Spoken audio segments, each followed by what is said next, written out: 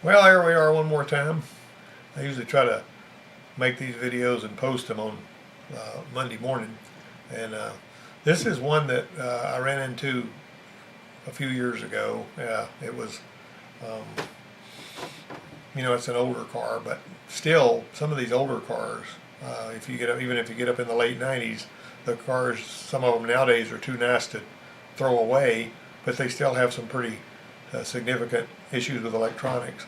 And the electronics has changed some on cars, but these Tauruses, like this one that you see in the picture behind me, the one that looks like a catfish, the electronics and stuff changed pretty heavily on those in 1996. Now that's a long time ago now, granted, but the simple fact is this was a kind of a fun ride, and I thought I would go ahead and take you on it just to, have a little fun this morning. So let's get started. This one here had 88,000 miles at the time, 3-liter engine, wipers, fuel gauge, power windows inoperative. The power steering felt really stiff. Okay, so filling station mechanics, you could take somebody that was a mechanic at a filling station and he could be the person back in the day that would check your oil and check the air in your tires, or he could be the person who would actually do the regular work. Whenever I was working at that gas station in the 70s, like the mid 70s, we would we do everything from fixing light bulbs and pumping gas to actually rebuilding engines there. I had 2 lifts. Well, we had a lift and a flat stall over there, and so we managed to do quite a bit of work there that was real mechanic work, and it was a good learning experience for me as a teenage boy. But I'd been helping my dad ever since I was a young teenager, so I wasn't any stranger to wrenches and nuts and bolts. But the long and the short of it was, filling stations are typically a lot of people's first line of contact with somebody that sees something, they notices something on their car that they haven't noticed, when they open the hood and all that. And so this one here, things got a little bit more complicated. Self-service was more the order of the day, and very few filling stations had mechanics anymore. Some of them did, but not many. Well, somebody will do a repair, and they'll say, it wasn't like that before. That this is something that you must have done. Now, I've told a story a few times about how my sister was driving a 77 Caprice. It's an old car she was driving. And my dad pulled it into his shop and jacked it up and put brakes on the front of it because they were scrubbing. And when he backed it out of the shop, she wound up with a radio that didn't work. And so she looked at the fuses, and she saw that the fuse was blown, and she went and plugged another fuse in, and it popped the fuse as soon as she turned on the key. And so her and my brother were giving my dad a hard time, saying he did something to her radio because the radio was working when he pulled it into the shop to put the brakes on it. And occasionally there will be a situation where it was something we did. We did a transmission rear main seal or something. I don't remember what it was, a front pump seal or transmission. Pulled it out and put it back in a S10 Blazer. And that particular one wound up with a hatch that wouldn't open with the electric hatch release. And so when he brought it back for that, I'm thinking, are you kidding me? Here we are working on the transmission. He's claiming, well, it turned out the boy that put the transmission back in didn't plug the neutral safety switch all the way back in, and that switch provides the ground for the hatch. And because they don't want to, if you're not in neutral or park, they don't want you opening the hatch while you're driving down the road, losing your kids and your toolbox and your ice chest and all that kind of stuff, Anyway, it turned out all we had to do was to seat that connector. Long and short of it is, this one right here, the battery had been replaced at a gas station, and so the repair was done, the problems appeared, and these were some pretty significant problems. Well, the first thing we did was search for common links between the failed components and systems, and that's always the right way to go. If you've got a bunch of stuff that's not working, the smart thing you can do is go into before you even do anything as far as putting a wrench on it, go and find out in your wiring schematic and in your description, and operations a good place to look too, and see what do all these things have in common. What do they have in common that's causing them to all stop working at the same time. Now usually if I see one that has got several concerns, I'll say, did it did one of these concerns start and then another one follow, or do they all happen at the same time, or did it come on suddenly, or did it come and go and then come and stay? You know, there's all kinds of questions you can ask, and all of them are pretty important. So what we had here was we had wipers, windows, variable assist power steering, and fuel gauge. All of these items here were the ones that didn't work. Okay, so here we were looking at that, trying to figure out what do all these things have in common. All right, so the grounds. All right, G104 goes to the wiper motor. G101 is that one right there, and it's basically for the fuel pump gauge and sender. I was going to say, are these the same ground? No, they were not. And G201, so we've got three different grounds here. The power windows, the fuel gauge, and the wipers were using three different grounds. Well, unless they had a common connector, we pretty well could toss the grounds out as being the cause of this concern, because all of those grounds were different ones, right? So that's, you understand what we're thinking, how we're thinking here. All right, so we went ahead and, well, I just whitened that up so you could see it better. G104 and G101 are only a few inches from each other. They checked out just fine. The power window switch ground is behind the left kick panel. Nothing wrong with that either. All right, the power windows are fed by the accessory delay relay. And so, the accessory delay relay is right here. And there it is right there. The accessory delay relay, by the way, is the one that, and those came out starting in 96 on the Taurus, this particular platform. Whenever you switch off the key, and all these cars have got this now, you switch off the key, even if you switch the key off and pull it out, your power windows and your radio and that kind of stuff will work until you open the door. That's what accessory delay is about. The funny thing about it is, General Motors calls this retained accessory power. And the module that they originally gave the job of doing this, they called it a route module. Well, on a Ford, the route module was the remote anti-theft personality module. So a route module on a Ford and a route module on a Chevrolet does totally different jobs. I thought that was kind of funny how they both decided to put RAP on there, like they thought it was going to sound cool or something. One way or another, that accessory delay relay was an important place to look, because that relay was supposed to be the one that fired up the power windows, and that's where I decided to start. Okay, so we find the relays. Here's the relays here. There's the one touchdown relay, the interior lamp, driver door lock, battery saver, rear defrost, and the accessory delay relay is right there. Okay, so what we did was we pulled that relay out, and this right here, these are your coil terminals, and these are the two terminals. That's your common, and that's your normally open. There wasn't, that's a 4-terminal relay. It's an ISO. But all you got to do in a situation like that is bypass that relay with a little jumper. Now, don't go in there and jam something in there that's going to spread the terminals, because that messes it up. So the relay, even if everything's okay, the relay won't even make contact with the terminal sometimes, or it won't make good contact. It'll get hot. So make sure you're touching it with something that's not going to mess those terminals up. I don't know how many times I've had told students, don't take a tapered test light and ram it down in there, because a lot of the times those terminals are almost impossible to fix, and this would be one of those cases. But anyway, we just took some wire, little small pieces of wire, and stripped the ends of it and touched it in there, and then we found out the power windows would work. So they came online when we did that. Well, that's a piece of information. All right, so notice we haven't spent any money yet as far as buying parts. Now we are putting some labor into it. But one thing I noticed as I let my fingers through the walking is that G101 and G201 have one important thing in common. G101 and 201 feed the generic electronic module. The GEM handles wiper operation, variable assist power steering, accessory delay. Everything was inoperative. Anything that's timed is handled by the generic electronic module. If it's got a timed function, even if it's like the speed alarm, ding, ding, ding, ding, when you didn't buckle your seatbelt and all that on these. Now these GEM modules first came out on WinStars in 1995, and that's when we first started seeing that. Those were pretty fancy. If you turned your interval wipers on to a certain time thing where they were wiping every 5 seconds, and you got driving down the road, the GEM module would look at the vehicle speed, and it would shorten the interval on your wipers with the reason that you were going down the road.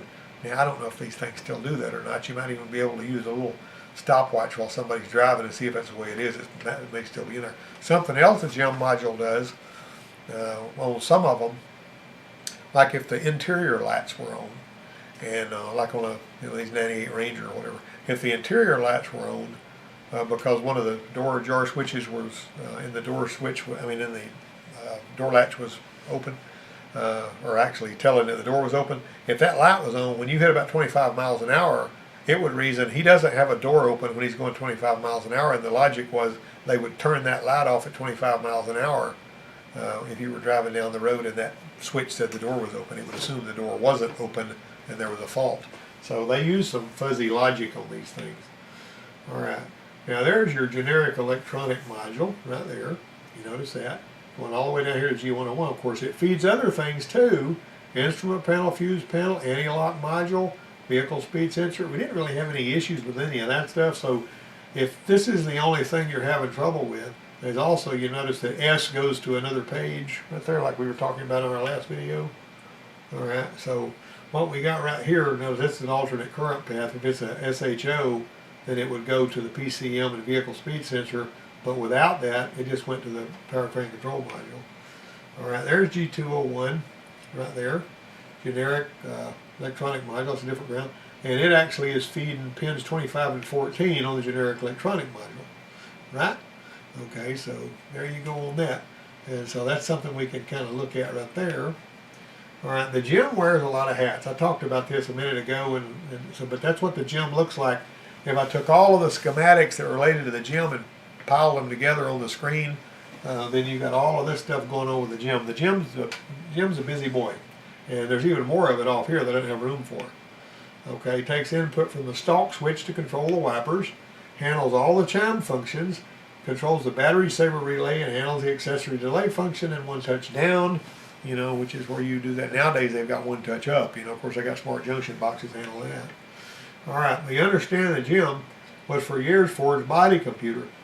Crown Vickies and Lincolns have a lighting control module right above your shin when you got your foot on the gas pedal, is where that lighting control module is on those Crown Victorias and Lincolns and stuff.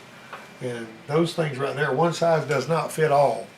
You gotta have the right one, and all that. So that lighting control module does all kinds of stuff to it. Wears just about as many hats as the gym. And the odd thing about that is if you're pulling the fuses from the underhood fuse panel on some of the Crown Victorias, you'll get to one of the fuses, and when you pull it, the horn will chirp, which I always thought was kind of interesting. But it's because see, the lighting control module has got the flasher circuit built into it, so you don't have a separate flasher. It's actually put into place in the lighting control module. First place I ever saw anything even remotely like a lighting control module was in those old 88 to 91 Eagle Premiers. They all had one. And the screwball thing about those, the lights were hardwired to power, and the lighting control module sent a ground back there, which was wacky as all get out. You know, of course, those things is like an Americanized R25 Renault, and you know how crazy the wiring is on Renaults. Renault, if you want to call it that. On Explorers and Rangers beginning in '98, the GEM's programming had to be saved in the scan tool and then written in the replacement GEM. We had a rash of vehicles that were still under warranty that the wipers would just come on all by themselves, and they had us replace this little cheap central timer module with a GEM module, which was a higher grade version of that. The central timer module was a cheapie, but the same wires would plug in. It basically did the same job. Starting in 1998 though, 97 wasn't this way. Starting in 1998, you had to actually take the scan tool, get your programming from the old module, and put it into the new one. You know, of course, later on, you know, Ford had this as-built data on their thing where you could, even if you had a fried module or somebody shot it with a 38, then what you would wind up doing was having to take your as-built data and pull that down from Ford for that particular VIN number and all. But anyhow, that's another story. All right, step down, homing in on the problem. Printing the connector pinouts and the schematic for all three accessible GEM module connectors. I found all the fuses feeding the GEM were good. Powers and grounds were there everywhere they're supposed to be. You know, to make sure you check power and ground everywhere they're supposed to be, power and ground. Unplug those connectors. Make sure you use a logic probe or whatever you want to. Make sure there's powers and grounds at all of the appropriate places. Now there is an outside chance if you've got a circuit that runs a motor or something, if you've got a ground that's dirty or isn't quite capable of carrying the load, you might need to check it with a light that pulls some amps. We talked about that before too. But one way or another, I found everything just like it was supposed to be. Now working my way through the NGS menus to the GEM diagnostic test modes, I found an unresponsive module right here. Now this would have been a problem, you know, if you've got a GEM module that you got to dump all that information in, and this one won't talk, you got some issues. ABS modules that way. A lot of the Ford modules were like that, and some of your GM ones are too, and some other ones. All right, so as far as the communication problem goes, the blue-white data link connector bus wire had good continuity all the way from the GEM connector to the DCL pin number 7. All right, we accessed that wire, and we wound up, that's at the GEM module, and that wire went straight over here. So that was a good connection. See, if that was cut or if it was pinched or something, if it was shorted out or whatever, that would keep that from talking. So we basically tracked that down to make sure it was good. All right, so it became a little clearer. The power windows wouldn't work because the GEM wouldn't energize the accessory delay relay, which is always energized when the key is on, and sometimes when it's off if your doors haven't been open. The wipers wouldn't work because they depended on the GEM to fire up their relays.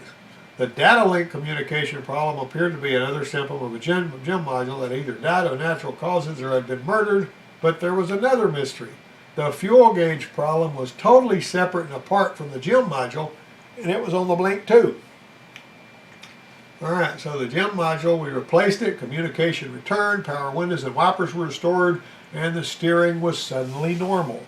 This is all good, okay? Alright, so the fuel gauge though was still reading like this. That's an actual picture of the fuel gauge. This is not one I found online somewhere, okay? And it was reading way past full. Now on these magnetic gauges, on these Fords, if you unplug the fuel tank sending unit, it goes past full. If you short the yellow-white wire to ground, it goes below empty. That's one way you can tell if you've got a problem with the sending unit in the tank, or the wiring, or the gauge, or whatever. However, see, this is a picture of the unplugged back there at the tank and checking that wire and so on and so forth. That didn't respond. This gauge was totally dead, just like that, no matter what I did. I could short that wire to ground, I could unplug that and have an open circuit. Okay, so, alright, so the anti-slosh module is that little sucker that plugs into the back of the instrument cluster on these cars. Alright, it's supposed to keep the gas gauge from doing this.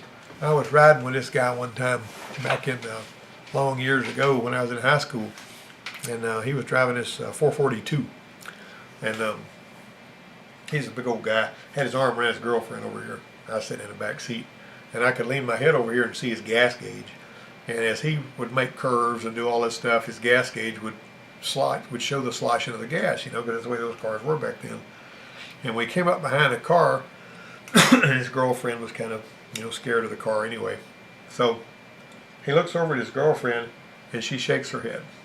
He looked back at her again, and he nods his head. So she covered up her ears and ducked her head, and he punched it, and he went around the car and made all kinds of noise. But when he punched it, the gas gauge slapped all the way to empty because the gas sloshed the back of the tank. And I noticed when we got around the car, the gas gauge came back up, but it wasn't quite as far up as it had been before it did that. Anyway, that was a funny little story. Probably bored you silly, but I told it anyway. The slosh module and the gauge, when you buy a gauge, it comes with this slosh module which plugs into the back of the instrument cluster. You can see where these contacts actually slide onto those little printed circuit trails. With the slosh module and the gauge assembly replaced, the fuel gauge returned to normal. This one here, there was a transistor right there that was fried, is what it amounted to. And that's the old gauge that was messed up. Notice it even says anti-slosh on there. Alright, so in retrospect, it appears that somebody had connected a pair of jumper cables or the new battery backwards and fried these two solid-state parts. Could have been a lot worse. The reason I actually made that statement at the end was because I knew the people that owned the gas station. I didn't want to give them a hard time, you know, before anybody was hearing me. But what I was told by the lady when she brought the car in there was that they had hooked the battery up backwards when they put it in the car. Apparently they either put a battery in there that had the post on the wrong side, hooked the cables up before they realized it or something. But that's what typically happens when you do something like that. You wind up frying the electronics. Back in the day when we had a vehicle that was spinning over a little bit too slow to start because of cylinder walls washed down or whatever, you know, like on some of the high tension piston rings, we could actually take one of the battery terminals loose and hook the jumper cables up so that we'd have both batteries connected in series and spin at 24 volts. I used to do that on cars with carburetors on them, and it didn't hurt anything if you didn't have any lights on or anything like that. but it'd spin that starter to beat the band and just overcome just about anything. A lot extra, double the voltage, it's going to spin the starter twice as fast. I had a 58 Volkswagen, and it had a 6-volt system on it when it was built. I put a 12-volt system on it, and the starter was still a 6-volt starter, because the 6-volt, 12-volt starters were different. They weren't interchangeable. The deal was, it didn't matter that it was a 6-volt starter and I had a 12-volt system, because it would just spin the crap out of it really fast, like twice as fast as a 12-volt starter would have spun it. And so that pretty well worked out on that. I could ramble on about some more stuff, but anyway, this pretty well completes what I was doing here. But the tough question on the next slide: when troubleshooting multiple system failures on a vehicle, you look for common powers and grounds and fuses and switches and whatever, anything that might be common. Know how to read a wiring schematic so you don't wing your way into a black hole. Understand the systems and analyze the data. Don't be lazy. Don't be inept. Take concerns seriously and repair them surgically. You don't want to start using your parts shotgun on stuff like that, right? Now, this right here is a 95 Grand Cherokee written up for a front driver's side power door lock that will unlock but won't lock. Now think about that for a minute. Front driver's side will unlock but it won't lock. Another concern is the ignition key warning chime is inoperative. I ran into this one time. I was handed a ticket, a work order, where they had this Jeep that had that problem. It was a Grand Cherokee now. And so here I am looking at this thing trying to figure out, what do these things have in common? This is another example of, we've got two things going on here that are seemingly unrelated, but here they are. All right. So the technician A says the door lock should be checked first. Technician B says the warning chime problem should be checked first. Look at the schematic. All right. Here's the schematic. Now, look at that. Here's your power door unlock relay. Here's your power door lock relay. Remember, it'll unlock, but it won't lock. You got it? All right. Now I want you to look very carefully at the way this is. Look at your chime module. This is how I found this. I said the chime module provides a ground for this, right? So the chime module provides a ground for that relay. If you've got the reason they built it that way is if the key's in the vehicle and you open the door and the chime module is going ding, ding, ding, ding, ding, it will not provide a ground for that door lock relay because it doesn't want you to lock the, and that's the only one it's hooked up to like that is the driver's door. But they're trying to protect you from locking your keys in a car. Now I've talked some about these 96 Tauruses. The 96 Taurus, what it would do, whenever you had the key in there and you locked the door with your finger and you closed it, it would unlock the door as soon as you closed the door because it was trying to protect you from locking your keys in your car. A lot of people still do that. I don't know how many times students would come to me at the college and they say, hey, can you get into my car? I've locked the keys in it. I had a wedge and a long rod and we would get in there that way, But the long and the short of it is, that's what this was designed for. Now, what was going on with the chime? So I said, well, I need to go look at that chime module and make sure that everything's fine with it. Well, what I did was, when I went to look at the chime module, it was up under there plugged in, it wasn't there. And I asked the service router about it, and they says, well, Donnie just worked on that one right before you got it. And they didn't have this problem before he worked on it. And this was one of those that wasn't like it before deals. And so I says, Donnie, what do you know about the door locks and the chime module on this Jeep? He goes, oh, I got tired of listening to that chime while I had the door open working on it, and so I pulled it out and laid it up on my toolbox. Here it is. So he hands me the chime module, and I'll plug it back in, and everything's fine. And so obviously I didn't get flagged a whole lot for that repair. But the point is, I found it pretty quick by simply looking at a schematic. Now, if you get yourself all caught up just looking at all of these lines instead of just what you need to look at, you can get in some real trouble looking at a schematic if you can't compartmentalize what you need to be looking at and where you need to focus. Fortunately, I was, hot and heavy into this kind of thing at that time, and it was sort of a comical thing, a grand adventure and all that kind of stuff. But anyway, I told Donnie to buy me a lunch because of that. That's the end of the slideshow. I hope you enjoyed this one today. I kind of enjoy doing these, and I'm going to try to publish about one a week. So anyway, give me some feedback. Let me know what you think. And I appreciate you guys watching my videos.